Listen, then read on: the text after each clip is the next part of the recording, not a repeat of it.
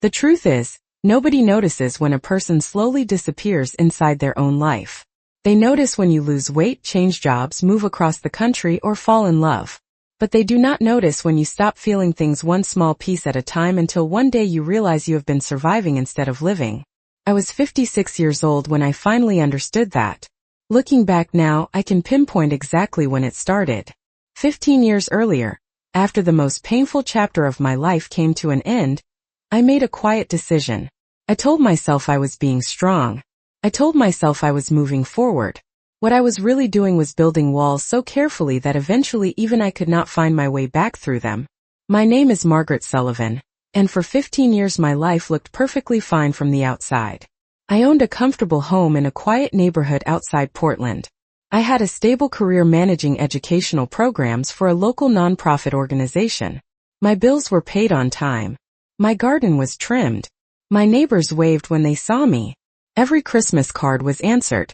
Every birthday remembered. Every responsibility handled exactly the way it should be. From the outside it looked like a successful life. Inside it felt like an empty room.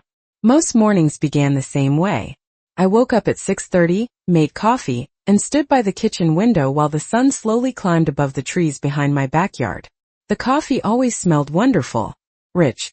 Warm. Familiar. Yet even simple pleasures seemed unable to reach me anymore.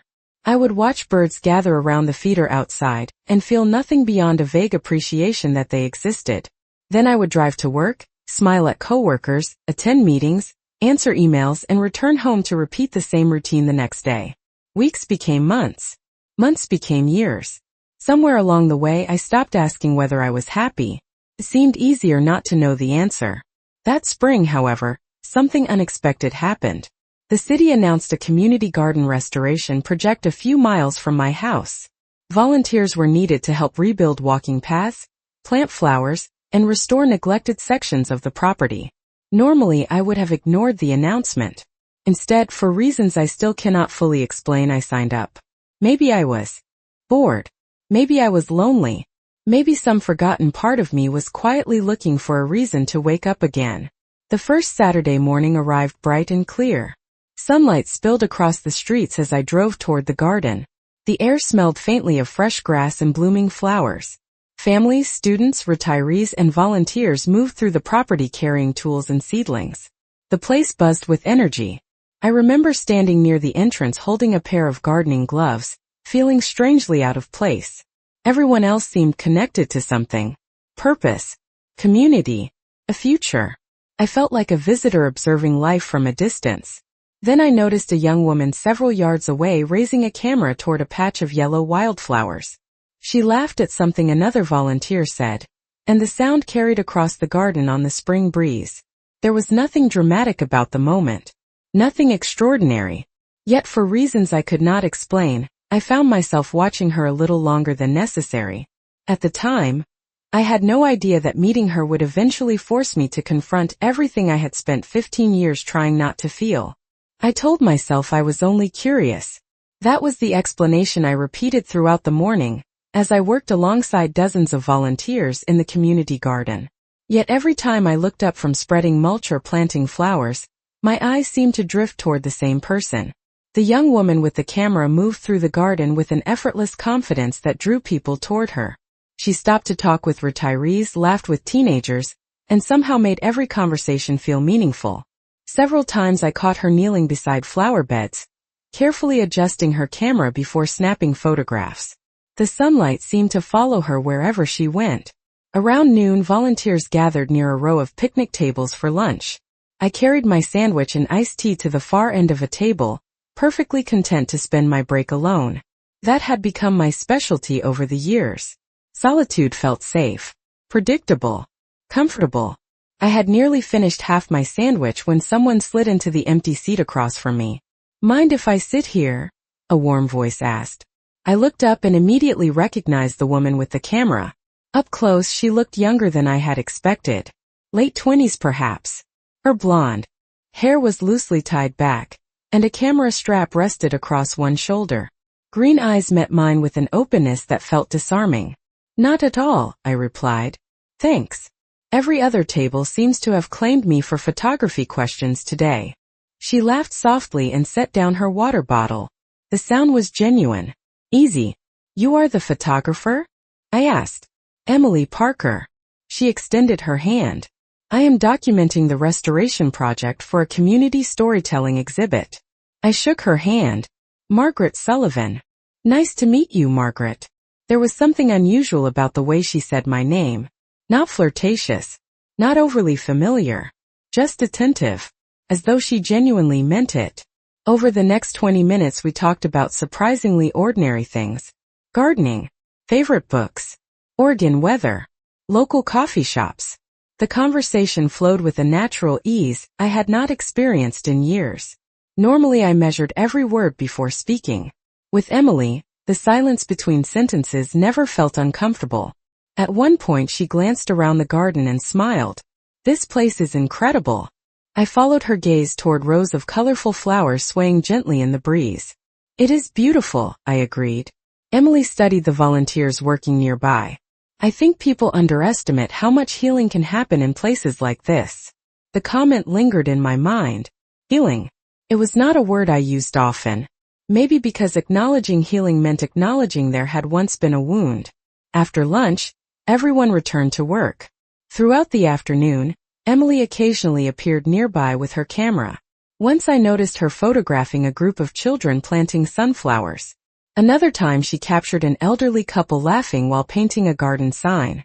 Everywhere she pointed her lens, she seemed to find joy hidden inside ordinary moments. As the day neared its end, I gathered my gloves and prepared to leave. My muscles ached pleasantly from hours of work. For the first time in a long while, I felt something that resembled satisfaction. Then I heard footsteps approaching behind me. Margaret. I turned to find Emily standing there with her camera resting against her hip. I was wondering if you would be willing to come back next Saturday, she said. I would love to include your story in the project. Before I could answer, she added something that caught me completely off guard. You have one of the kindest smiles I have photographed. All day. I almost laughed. If only she knew how rarely I smiled at all. Yet as I drove home beneath the golden evening sky, I found myself thinking about her words far more than I expected. The following Saturday arrived with clear skies and the kind of mild spring weather that made people linger outdoors longer than they intended. I spent far too much time deciding what to wear, which annoyed me more than I cared to admit. It was a volunteer project, not an important event. Yet as I drove toward the community garden, I felt a nervous anticipation that had been absent from my life for years. The garden looked even more vibrant than it had the week before. New flowers had been planted, pathways had been cleared, and colorful banners hung between several wooden posts near the entrance. Volunteers moved through the grounds carrying tools and trays of seedlings. I spotted Emily almost immediately. She stood near a bed of tulips with her camera in hand, speaking with an elderly volunteer. When she noticed me, her face brightened with a smile that somehow made the entire morning feel warmer. You came back, she said as I approached. You sound surprised. Hopeful, not surprised, she replied. That answer stayed with me for the rest of the day. We spent the morning working in neighboring sections of the garden. Every so often Emily would stop to photograph volunteers or document the progress being made throughout the property. Between tasks we talked about books we loved, places we wanted to visit, childhood memories, favorite foods. The conversations felt effortless. Hours passed without either of us noticing. Around noon Emily asked if she could take a few photographs of me for the storytelling exhibit. My first instinct was to decline. I had spent years avoiding cameras whenever possible. The woman I saw in photographs rarely matched the person I wanted to be. But something about Emily's request made it difficult to say no. All right, I said. Just do not expect a professional model. Emily laughed. Good. I am looking for real people. She guided me toward a flower bed filled with lavender and white daisies. Sunlight filtered through nearby trees, casting soft shadows across the path. I felt awkward immediately. I have absolutely no idea what I am doing, I admitted. That makes two of us, Emily said with a grin. I just pretend to know what I am doing. The comment relaxed me enough to smile. She lifted her camera and took several photographs. Then she lowered it and studied me thoughtfully. Hold on. Before I could ask what she meant, she stepped closer. A small streak of soil was visible near my cheek, probably from planting flowers earlier that morning. Emily reached up instinctively and brushed it away with a gentle touch of her fingertips. The entire gesture lasted perhaps 2 seconds. Nothing dramatic happened around us. No music. No sudden revelation. The garden remained filled with volunteers, birdsong, and spring sunlight. Yet something inside me shifted so unexpectedly that I struggled to catch my breath. Her touch was simple, innocent, casual, but it awakened a feeling I had not experienced in so long that I barely recognized it. Not attraction. Not yet. Something deeper and more unsettling. Presence. Awareness. The realization that another human being had looked at me closely enough to notice something I had missed myself. Emily stepped back immediately, unaware of the effect the moment had created. "There," she said. "Much better." Then she raised her camera and captured another photograph. Later that afternoon, after the volunteers had gone home and the garden grew quiet, I sat alone in my car staring through the windshield. 15 years. 15 years of moving through life half asleep. And for the first time, I found myself wondering what else I had stopped allowing myself to feel. For the next several days, I found myself thinking about that moment far more often than I wanted to admit. It happened while I was making coffee, while answering emails at work, while watering the roses in my backyard. A simple gesture that should have disappeared from memory instead lingered with surprising clarity. The truth was not that Emily had touched my face. The truth was that she had made me feel seen.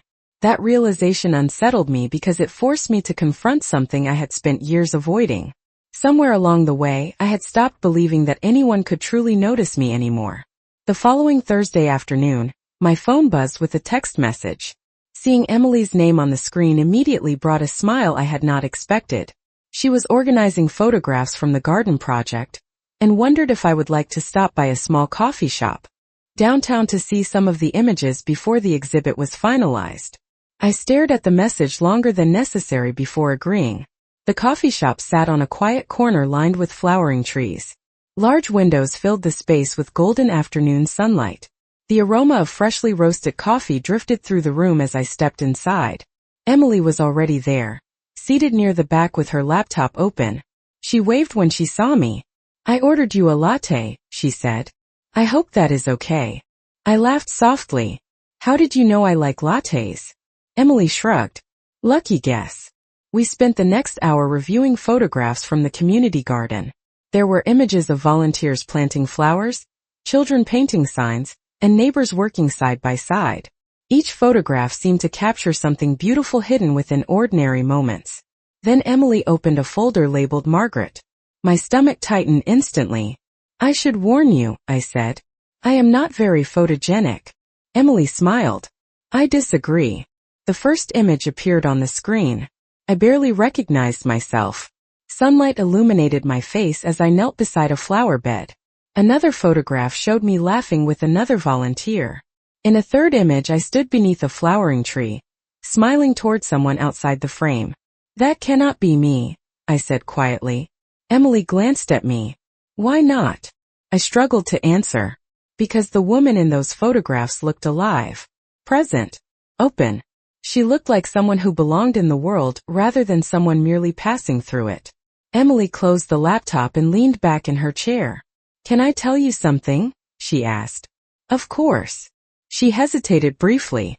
"The first day I saw you in the garden, you looked like someone carrying a very heavy story." Her words caught me completely off guard. "That obvious?" Emily shook her head. "Not obvious. Familiar." For the first time, I noticed a trace of sadness behind her smile. "Everyone thinks photographers spend all their time looking at other people," she continued. "What they do not realize is that we recognize certain things because we have lived them ourselves." The comment shifted something between us. The conversation became less casual and more honest. We talked for nearly another hour. Not about photography, not about gardening, about life, about loneliness, about the strange ways people learn to survive difficult seasons. When we finally stepped outside, the sun was beginning to set. Warm golden light filled the street. As we stood on the sidewalk saying goodbye, Emily looked at me with a thoughtful expression. "You know," she said softly, "I think there is more happiness waiting for you than you realize." Driving home that evening, I could not stop thinking about those words. For the first time in 15 years, I found myself wondering if she might be right. The weeks that followed settled into a rhythm neither of us planned but both seemed to welcome. What began as occasional conversations about the community garden slowly expanded into something more meaningful. Emily would send me photographs she was working on, asking for my opinion even though she clearly did not need it. I would recommend books I thought she might enjoy. Sometimes our conversations lasted only a few minutes. Other times they stretched late into the evening without either of us noticing how much time had passed. One Saturday morning she invited me to a small farmer's market on the edge of town. Normally I would have declined. Crowded public events had never been my favorite way to spend a weekend. Yet by then I had learned something surprising about myself. Activities that once felt exhausting somehow seemed easier when Emily was involved. The market overflowed with fresh flowers, local produce, handmade crafts, and musicians performing beneath colorful tents. The air carried the scent of coffee, baked bread, and spring blossoms. Emily moved through the crowd with her camera slung over one shoulder, occasionally stopping to photograph vendors or children chasing bubbles across the pavement. Watching her work fascinated me. She noticed details everyone else overlooked. A smile, a gesture, a quiet moment between strangers. It was as if she viewed the world through a lens that automatically searched for beauty. At one point we stopped at a small outdoor cafe and found a table beneath a flowering cherry tree. Pink petals drifted through the air each time a breeze passed overhead. Emily stirred her coffee and looked at me thoughtfully. "You smile more now." I laughed softly. Apparently everyone except me noticed that. I notice because it matters. The sincerity in her voice caught me off guard. For a moment neither of us spoke. Around us people chatted and laughed while sunlight filtered through the branches above. It should have felt ordinary. Instead it felt important somehow. As though the conversation was touching something deeper than either of us wanted to admit. Over the following month our friendship continued to grow. We explored hiking trails, visited bookstores, and spent long afternoons talking in quiet coffee shops. The age difference between us occasionally crossed my mind, usually when I caught myself enjoying her company more than seemed reasonable. Then I would remind myself that friendship did not need an explanation. Yet the truth became harder to ignore with each passing week. Emily had become the first person I wanted to call when something good happened. The first person I wanted to tell when a difficult day left me discouraged. One warm summer evening we sat on a bench overlooking the river, while the sun slowly disappeared beyond the horizon. Golden light shimmered across the water. For a while we watched boats drift past in comfortable silence. Then Emily asked a question no one had asked me in years. "What did you want your life to look like?" I turned toward her. "What do you mean?" "Before everything became routine. Before you started settling for surviving." Her words landed with surprising force. I stared out at the river for several seconds before answering. The truth was I had not allowed myself to think about that question in a very long time. Somewhere over the years, dreams had quietly become obligations. Possibilities had become routines. Emily listened without interrupting as I spoke. When I finished she smiled gently. "I do not think it is too late for any of that." The evening breeze carried the scent of water and wildflowers as her words settled into the silence between us. And for the first time in many years, I found myself beginning to believe they might actually be true. Summer deepened around us, and with it came a growing sense that my life was quietly shifting in ways I could no longer ignore. The community garden had become a permanent part of my routine, but it was not the flowers that kept drawing me back. It was the conversations, the laughter, the feeling that after years of moving through life behind invisible walls, someone had somehow found the door. One Saturday afternoon after a volunteer event ended, Emily offered to help me organize old boxes in my attic. The project had been sitting on my to-do list for years. Like many things in my life, it seemed easier to postpone than confront. The attic smelled faintly of dust and old paper. Sunlight streamed through a small window near the roof, illuminating stacks of storage containers I had not opened in more than a decade. Emily sat cross-legged on the floor while I sorted through photographs, books, and forgotten keepsakes. For a while, the process felt surprisingly lighthearted. We laughed at outdated hairstyles and old family vacation pictures. Then I opened a small cardboard box tucked behind several larger containers. My smile disappeared instantly. Inside lay a collection of letters tied together with a faded ribbon. At the very top rested an envelope addressed in my own handwriting.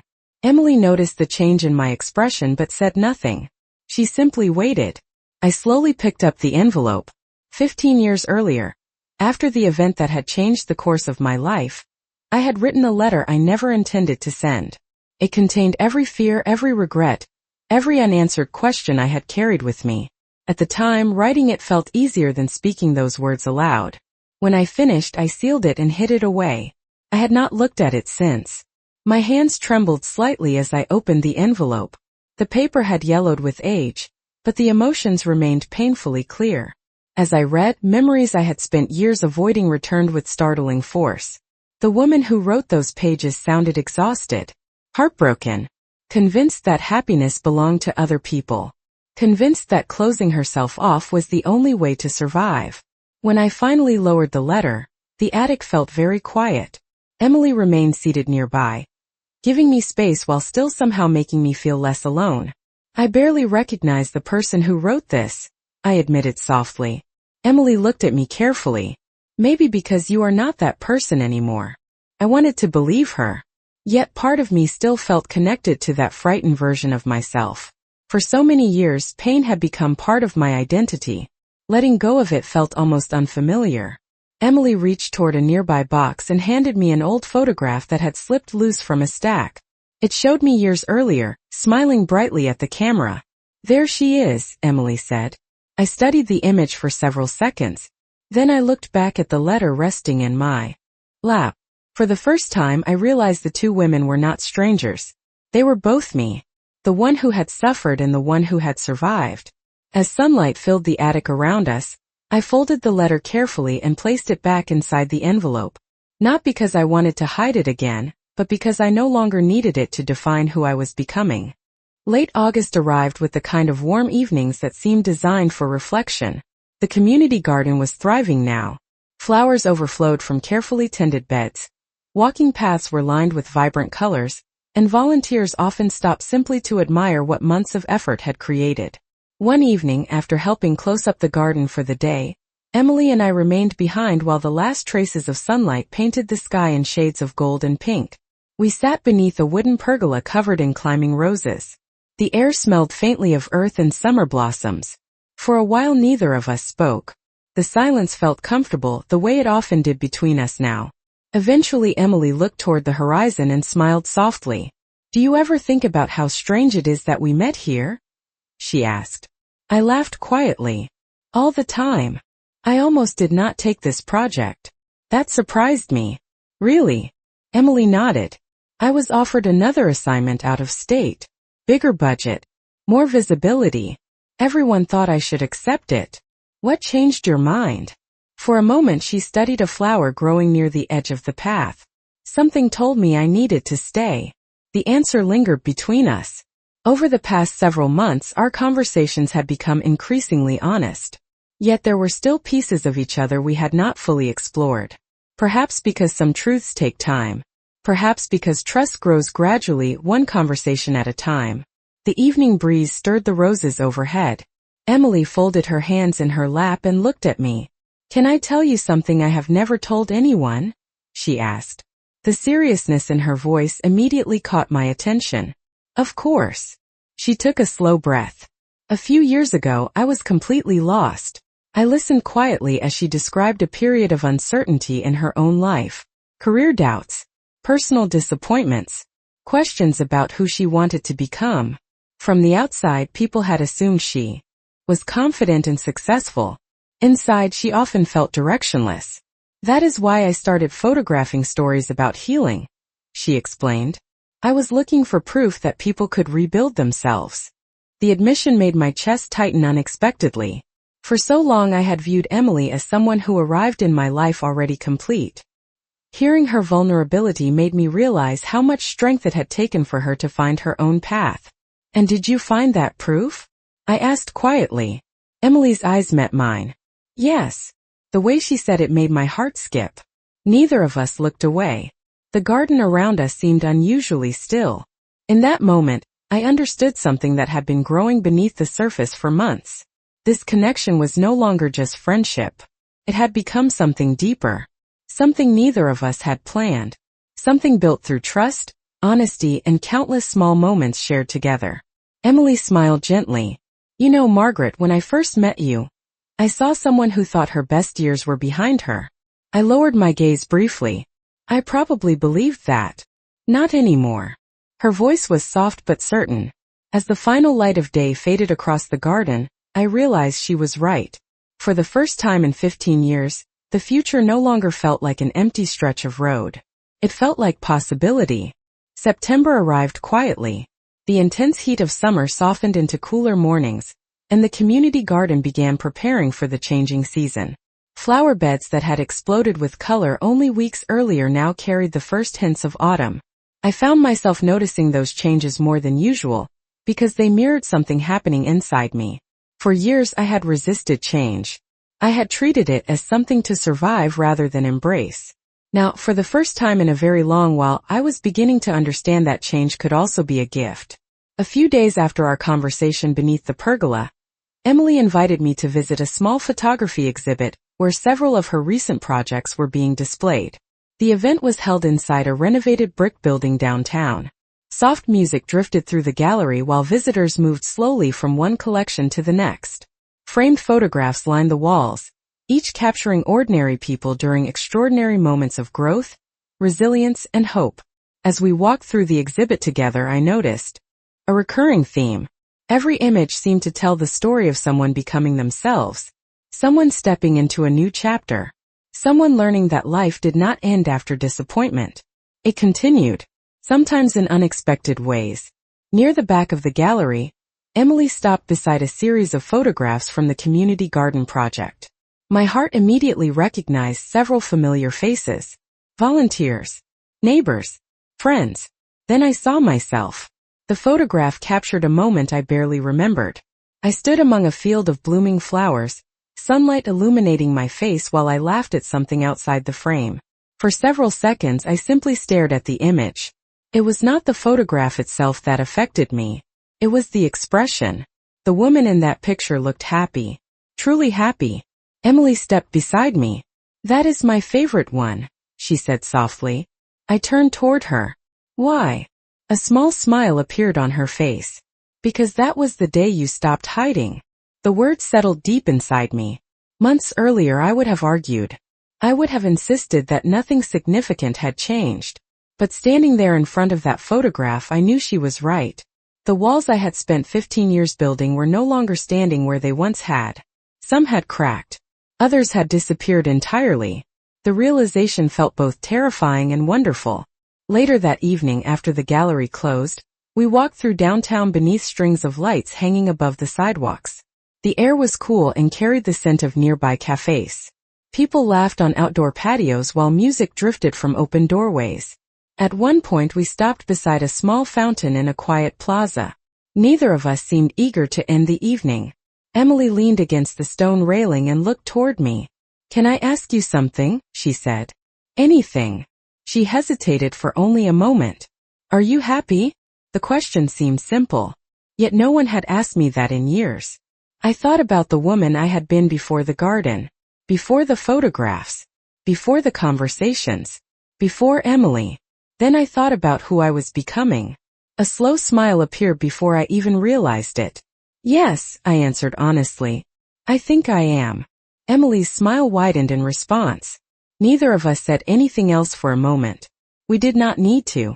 Because somewhere between spring and autumn, friendship had become trust, trust had become something deeper, and both of us could finally feel the truth waiting just beyond the edge of silence.